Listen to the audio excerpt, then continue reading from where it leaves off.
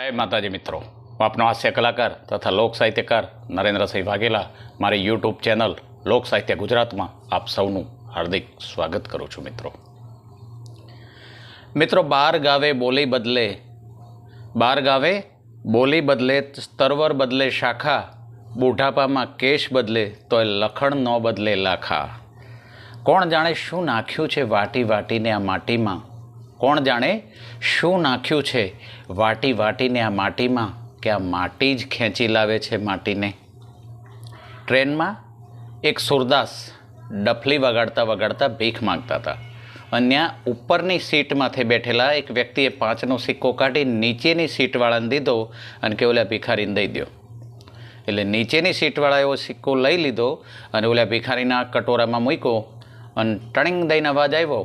એટલે ભિખારી બોલ્યો કે ભગવાન તમારું ભલું કરે, તમારા ભંડાર ભર્યા રાખે। અન્યા સામેની સીટમાં બેઠેલો એક માણસ બોલ્યો કે પૈસા કોના, દેવાવાળો કોણ, અને આ સુરદાસ આશીર્વાદ કોને દે છે। હવે સુરદાસ દેખાતું નહોતું, ભાળતા નહોતા, પણ સાંભળતા હતા ખરા। એટલે સુરદાસે એ વાત સાંભળી લીધી અને સુરદાસે જવાબ દીધો કે જુઓ, હું આંધળો છું, પણ જેને મેં અરજી કરી છે ને એ ઈશ્વર આંધળો નથી, એ બધું જ જાણે છે, એ બધું જ ભાળે છે।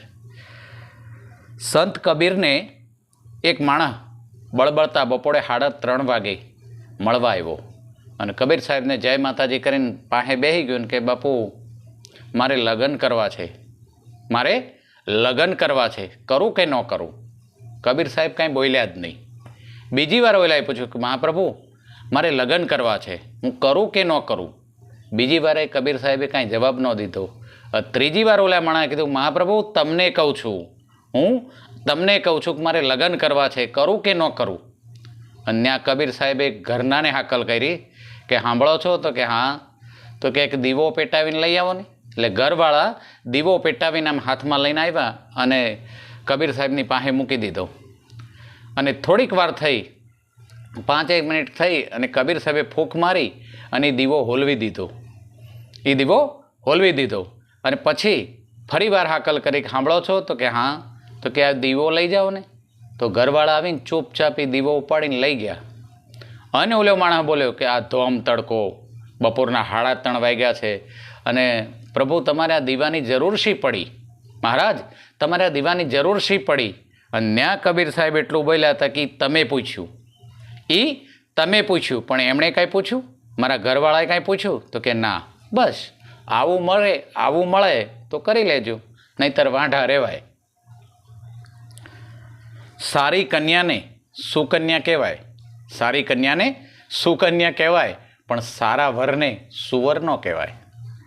હમણાં એક દીકરીના લગ્ન થતા હતા અને ત્યાં ગોર બાપાએ વિધિ કરતા એમ કરી કારવીને કીધું કે પતિના પગલે પગલે હાલવું। અને ત્યાં દીકરીએ ડોકમાંથી ગાળીઓ કાઢી નાખ્યો કે આપણે નહીં બનતા।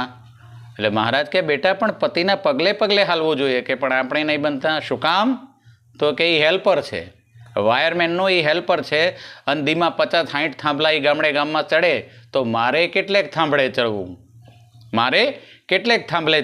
હવે એ પગલે નહીં। જય માતાજી મિત્રો, જય માતાજી।